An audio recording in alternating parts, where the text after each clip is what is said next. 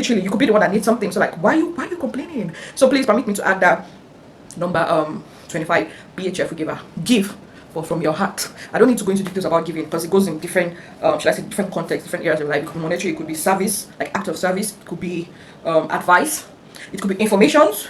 You know, information is power, right? So sometimes a form of giving is you not holding back information that you know that would be very useful and vital information that can change someone's life. Do not audit. Do not audit yourself. Like, don't keep it. Give it out. There are some people that information will change the course of their entire life. Hi guys, good evening. And today I'm going to go right into the video. For those of you that have watched my previous video, I did 1 to 10 of what I learned. I was supposed to do 27, yeah, but I decided to break it so that my videos will not be so long. So I decided to do 1 to 10 for the first part, then I did 11 to 20 for the second part, and this is the third part, and it's 21 to 27. So yeah guys, number 21, make sure you forgive. And trust me, I said something. I said this is not just for you guys, it's also for me. Like, it's applicable to me. Like, I'm taking my own lessons again from it. Should you see this aspect of forgiveness? Let me bring the camera close. This aspect of forgiveness, trust me, I need to work on myself. But then I've learned that, trust me, it's one of the ways to move, should I say, to move on way fast, or to move past whatever it is sooner. Trust me, if you do not forgive, you keep holding. You know this thing they used to say about forgiveness is not for those people, it's for yourself. Some things have happened in my life and I used to be like, I don't care. By the way, my friend did this on my face. I know you guys are very shocked, like, oh, this girl did makeup. My friend did it. My friend did it. Anyways, do you get, like, you know, you hear stuff like forgiveness. I never believed, because I'm like, you hurt me so bad. So what's with the all, don't worry, forgiveness is not for them, it's for you, it's for your inner peace. I never was a party to it, but I think recently some things have happened in my life and I decided, like, okay, I decided to start believing it, that I have to start forgiving. If not, you won't have peace of mind. You will not have peace of mind. The 22nd thing, or number 22, I don't know why I keep saying 22nd. Number 22, be your own cheerleader. I did a video on Instagram and I'm like, I started taking extra care on myself, things that normally I wouldn't pay attention to, but I started taking extra care just because I realized that I am my own biggest cheerleader. And if I'm not happy and I'm depending on other people to make me feel excited, to make me feel elated, there'll be a lot of down times. But if I am my own cheerleader and I'm getting happiness from my own self, then it's going to be easy for me to always get back up, because I just have to talk to myself like, okay babe, it's time for you to stop sobbing, it's time for you to, like, cheer up and all of those things. But if you're not your own cheerleader, if you don't praise yourself, if you don't see the good in yourself, if you don't compliment yourself, if you don't reward yourself, if you don't pamper yourself, trust me, you'll be depending on other people. And if you're waiting for other people before you start, you know, getting happy, before you start cheering up and all of those things, I don't know how that is going to go for you. Number 23, guys, invest in yourself. Invest in yourself. I'm always a sucker for have one hand work. Now, you might see investment in some other light, but permit me to put it in this context. Invest in yourself in the aspect of learn something, have a handwork, or have a handwork, have something that you can do, that if they take away the old money in this world and they be like, okay, so everybody is going to survive based on the fact that you're doing something, you're rendering a service, you're rendering a help, you're doing something for someone, you're like, it's like transactional, like trade by barter. If the world is now dependent on that, would you get broke or would you be madly rich?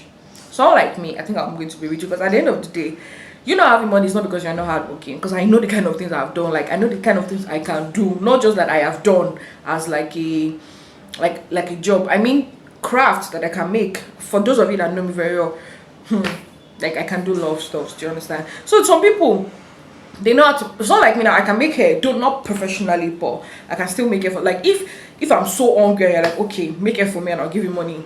I don't think I'll go hungry again, because I'll be able to make your hair. Yeah, I can make hair, and I do this brooch, lapel. As a matter of fact, it was my source of income at some point. Like, I was literally making it with my hand. I learned it on YouTube. I made it with my hand, used my needle, my thread, my fabric, like, you know, fabrics that I'll pick, because then I was also learning tailoring, so I'll pick this used, not used literally, but this cutout piece that they want to throw away or discard.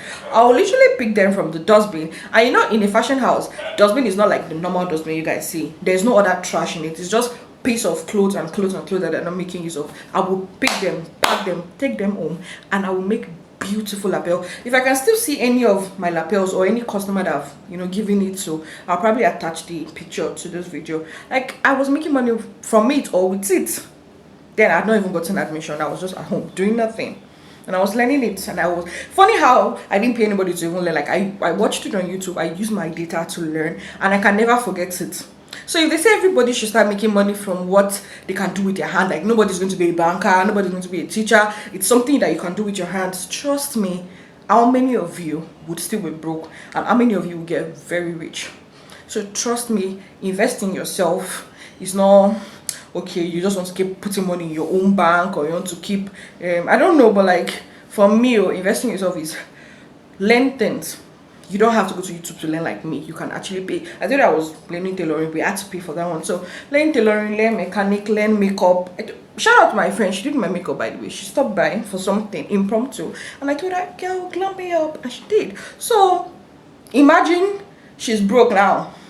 All she needs to do is look for someone that is going to be like, hey, I need my face beat, and when she's done, they pay her. C'est fini. So trust me, you need to like invest in yourself in that aspect, in that context. Learn something, learn an handwork, or learn a handwork, whichever way. Number 24, guys, kindness goes a long way. A lot of people are depressed. A lot of people are going through stuff that they don't even talk about, they don't discuss it. So imagine you being cruel on top of that. Kindness is not going to cost you anything, and some people get to mistake it for giving, or mistake it for monetary value or possessions, gifts and whatnot. That is not all. When it comes to kindness, it can just be your words, sometimes even your silence. So you know, someone probably fucked up, and you know this is not really how this person is. The person probably going through something. You can see it in their demeanor, you can see it in how they are reacting or how they are processing the whole issue. You keeping quiet and not uttering a word, you waiting for things to, you know, calm down, for the atmosphere to become a little bit cool before you tell the person that they fucked up. You're not poking the person in that moment. Trust me, that silence, that keeping quiet, that not talking back to the person, it goes a long way. Because maybe the person fucked up so bad, and you know, sometimes one thing can be like, is it, I forgot, there's a way they used to say this thing that you know, this card that they used to arrange now, that if you just touch it, every other thing, I forgot there's a word. If you know it, please put it in the comment section. You know that everything just folds, like just because you mistakenly touch one card. I can't remember it very well, Sha. Sometimes that's how people's emotions are. You'll be wondering like, why is this little thing getting to them so bad? It's because that little thing triggered a lot of things that you have no idea about. You don't even know they are going through these things. So imagine that in that moment that they are trying to handle the situation. I mean, it can happen at work, it can happen in a relationship. It could be like the person just made one small mistake. I'm not trying to give excuse for people doing something bad, but this one, you know that it's genuinely a mistake. Maybe the person was supposed to do something, or the person forgot to do something, you know, or maybe the person overdid something, and then you start talking. You start talking so much that instead of the person to just get sad about what happened in that moment, it triggers a lot of things in their brain, and then you realize they break down. Yeah, some people get to that point of breaking down, like they just break down. And some people, the way they express their breakdown, trust me, it differs. Some people might just break down and cry, while there are other people that will just have an outburst of anger, and things will just, should I say, go beyond you can even imagine. Some people can even be violent, and sometimes they're being kind. Funny how, see where this kindness is taking me to my explanation. Being kind can even save you. Like, a lot of people are going through stuff that you don't want them to have an outburst around you, and if you're not kind towards them, like I said, in this context, you being kind is you not really talking in that moment that the thing is happening. Give some people space. It's okay to make mistakes, because you yourself, you're not perfect. So just put yourself in their shoes. Like, what if I was the one? Would I want them to react to me this way? Even if it's your oga, if it's your boss, This is applicable to everybody: your sibling in relationship, someone you senior, someone that seniors you, someone you're learning from, someone that's learning from you. Any which way, any area of life, it's okay for you to be kind. It's okay for you to let the issue die down. I'm not saying you should be a fool and not talk. Your voice matters. Remember, it was one of my points. So I'm not saying do not talk, but sometimes give people grace. I think that's the word I was looking for. Grace. Allow them breathe. Another word I should use. Allow them breathe. People are going through stuff. Sometimes they didn't even, like, maybe their mind was not even there when they were doing that thing. It's like, I mean, you should be able to, you are wise enough to be able to decipher when something was genuinely a mistake or when this person is just being arrogant or being a fool. You feel me, right? So you don't want to see people outburst around you, or you don't want someone to break down, or some people are suicidal already. Trust me, a lot of people are suicidal. You don't even want to know. A lot of people are suicidal, and something that little can trigger them, and to take God's grace for them to, like, okay, no, I'm not going to kill myself. But yeah, be kind. Or if it's not your silence, it could be your kind words. Now, there's sometimes when you need to talk. This person is going through things. This person is complaining. I don't have the money to help the person. I don't have the means to even help the person. Probably I don't even have the capacity, either health-wise or whatever way, to help the person. But I can say some kind words. And I don't mean just say for saying sake. I mean actually be genuine. Like, if you don't mean it, please keep quiet.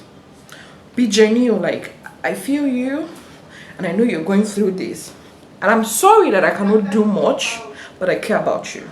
I care about you as a friend, as a sister, as a boss, whosoever the person is. Platonic friendship, platonic love, genuine, sincere concern. Show it to the person. It will go a long way. In fact, you can even go a long way that you even give the person, like, if the person is having financial issues, trust me, your kind words can ginger them to even be inspired to see or realize where they can get that money from. At the end of the day, you didn't give them cash at hand, but you gave them something that motivated them. You gave them something that made them see a reason why the situation should not really derail them. The situation should not define them. The situation should not bring out the worst in them. Honestly, you don't know how far your words can go. So please, number 24, like I said, be kind to people. And for those of you that are capable, that have the money, that have the resources, please give. I think that brings me to point number 25. Be a cheerful giver. I would normally have said be a giver, like just give, like make sure you know how to give. But I think I have to use that word cheerful giver, because why would you give someone something and you still be murmuring? Oh my god, I'm laughing because I remember some, should I say, scenarios where you see someone giving out something, like in the park, someone is begging, or even your normal daily life, like a friend lends a friend money, or a friend lends someone something, and then when the person goes, you're hearing your friend like, I should not even pay back. No. Me, I want to use that money to buy something. In my head, I'm like, alright. Most of the time, I don't say anything, but for those that I'm close to, I'm like, girl, she didn't force you. She didn't put a knife to your head.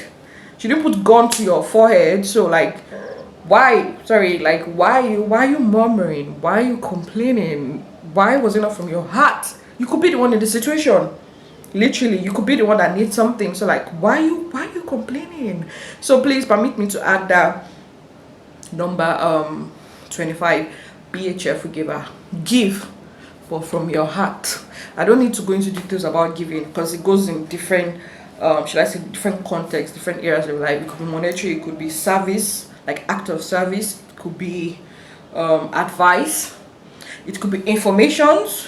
You know, information is power, right? So sometimes a form of giving is you not holding back information that you know that would be very useful and vital information that can change someone's life. Do not audit yourself. Like, don't keep it, give it out. There are some people that information will change the course of their entire life.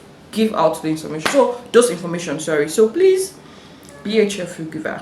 Be a cheerful giver. It's not like you give now the whole world or somewhere that you give. Like, if you're not murmuring, you're telling everybody, every canary that passes, you know that clothes, right? I gave it to her.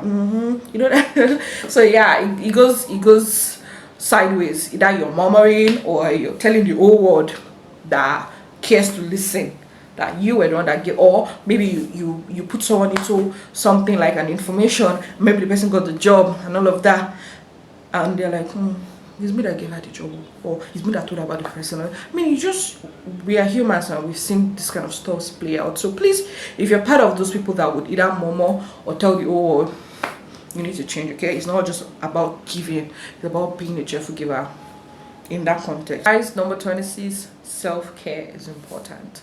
Go and do that checkup. Go to the hospital today, find out your... So do you know some people don't know their genotype?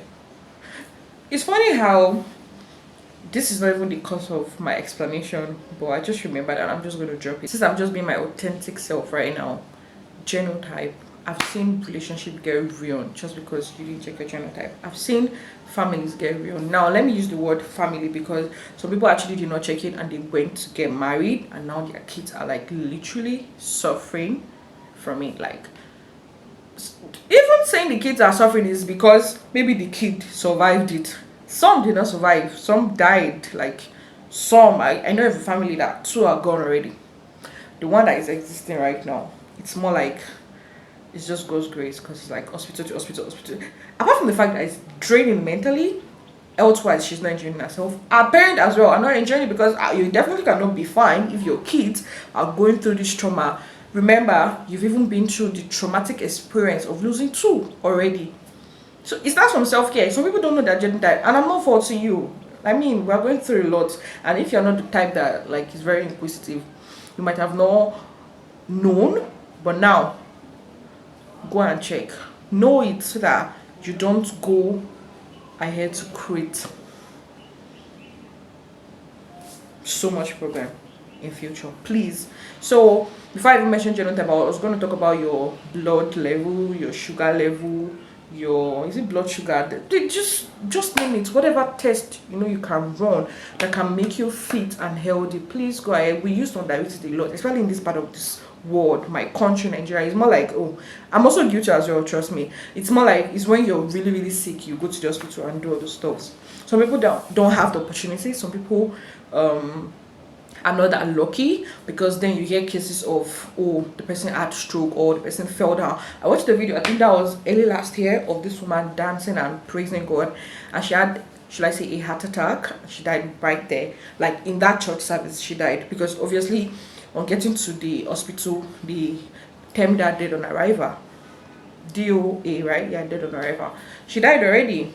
There was one I saw, I think earlier this year as well. I don't know when these things happened, but I'm telling you, when I saw it, this man was celebrating his wife's birthday and he had an heart attack, I think right there, and he died. So imagine the trauma. Like, first of all, I'm sorry that you lost your own life, but then imagine the trauma. Like, your wife will never forgive herself because it's going to be like, oh my God, was I too occupied with my birthday? I didn't even realize he was sick. Actually, I think the man even preached at some point, because I saw the clip of him preaching and him asking for water. The wife gave him the water, and after a while, he felt dizzy or something. To cut the long story short, the man died. So, like, there's some, should I say health history or issues that are underlying. So I am not faulting you that you do not know about it, but I'm saying that we should do better. We should do better. Probably if it took self-care, very important, and it went to the hospital like a week before, they will have diagnosed it, they will have known, they will have, this will pop up. I don't think, except village people, but if it's normal health issues that were underlined, maybe going for checkup, maybe BP or whatever, I would have detected, and they'll know that, okay, this person, you need to check yourself, you need to check your BP, you need to check your blood sugar, whatever. So yeah, make sure you check yourself, please. I'm going to do the same because I'm guilty as well. It's not just about knowing your genotype, know your blood level, know your sugar level, know your blood sugar, know whatever it is that will cause maybe unnecessary issues in the future, like heart attack, stroke, cardiac arrest, you name it. Make sure you check yourself. And number 27, guys, it's been a journey, right? So I'm excited to wrap it up. Number 27, drum rolls. It is okay. Let me come closer. It is okay to say no. N-O. No. It is okay to say no. God, how do I explain this aspect? Basically, as the word implies or as the statement implies, it is okay to say no. Do not deprive yourself of happiness, joy, peace of mind. Oh God, is so underrated. And I don't think you should give it to anybody. I don't think anybody has a right to take it away from you. And sometimes saying no helps you keep it. It doesn't make you wicked. Mind you, I'm not saying if you have the ability to help people, if you have the capacity, if you have the mental health, the mental knowledge, the mental ability, whatever it is, whatever it will take, if you have it to help, no problem. But sometimes there are some things people ask you that you genuinely don't have. I'm not trying to confuse you guys. I'm just letting you know that we should all matured enough to know the difference between these things. It's okay to give, it's okay to be kind, but also it's okay to say no when you don't have the ability to. If you genuinely don't have it, I mean, if that person has the right to not have and then asks, I should also have the right to not have. Like, if it was not a crime for the person to not have, it should not be a crime for me to not have, especially when it is genuine. If I genuinely don't have, I don't have to like kill myself over it. Some people go and collect loan for someone. You put your family's house as collateral for someone else's loan that you don't, maybe you've learned from the person in like 2 years, and the person just popped out of the blue, like, hey, please, I need this, I'm so desperate, and all of this thing. If you have the money, give. Even if it's not everything, just give. But going to the point of using your own house, the person is not your family member. Remember, the person is just a friend that you've known 2 years ago. You don't know what has been happening to them. Like, anything could have happened in the course of 2 years. So why would you risk your own family's house for them? And some people will literally see, it looks so far-fetched, like no, it's not possible. This particular point, people do it. People would use their own cars, their own house, properties for someone. And most of the time, it boils down to wanting to please people. That's why I emphasize on the word it's okay to say no. It boils down to pleasing people. It's not like this person is even so nice, as a matter of fact, that you'd be like, oh, she's so nice, is why she did that. She's so nice, is why she used that own house as collateral or something. No, sometimes it's not about them being nice. It's just because they want maybe favor from that person, or there's something that person have that they do not have, and it's more like transactional. If I do say no to this person, then I've lost, should I say, the opportunity to get it from that person. So by all means, I'm going to go and look for that thing for that person at my own detriment, at my own risks. I feel like that's extreme. I feel like we shouldn't put ourselves in that situation. If the person genuinely does not have, then it's not a crime that I too genuinely do not have. If I have, I will help, but we have to be wise about these things. So yeah, please, it's okay to say no. Also, there's some favors people ask of you. There's this one that's trending now, and I've learned a lot from it, because even good people fall victim. So you're traveling and then you're like, can you help me give someone this load? If you would not even say no to that person, make sure that there's a clause. I am going to check your baggage. I'm going to check your bag. In fact, you will be there. It's not like I intend to steal from you, or it's not like I intend to intrude in your privacy. But it is okay to also put my own self at peace and not risk my own life, because at the end of the day, you could be telling me to transport drugs, cocaine, or what have you. Anything contraband that can put me not just in danger on flight, but also make them arrest me or make them ban me either flight or going outside the country or my visa. So yeah, it's okay to say no, like this one that I say I should help you carry this thing. Can I open it? Can I see it? Can I make sure that it is a cloth? Can I make sure that it is air? Can I make sure that it is shoe? If I can make sure that it is any of these things, there is no problem at all. I mean, so it's okay. Yeah, I can help you. But if I cannot check it, if I cannot be very certain that this is the content of this package, it's okay to say no. Let them call you wicked, let them call you evil. Be evil, and then you save yourself from embarrassment, you save yourself from going to prison. Another aspect of saying no is maybe relationship. You already know that this person cannot be good for you, but some people will just want to experiment things in their life.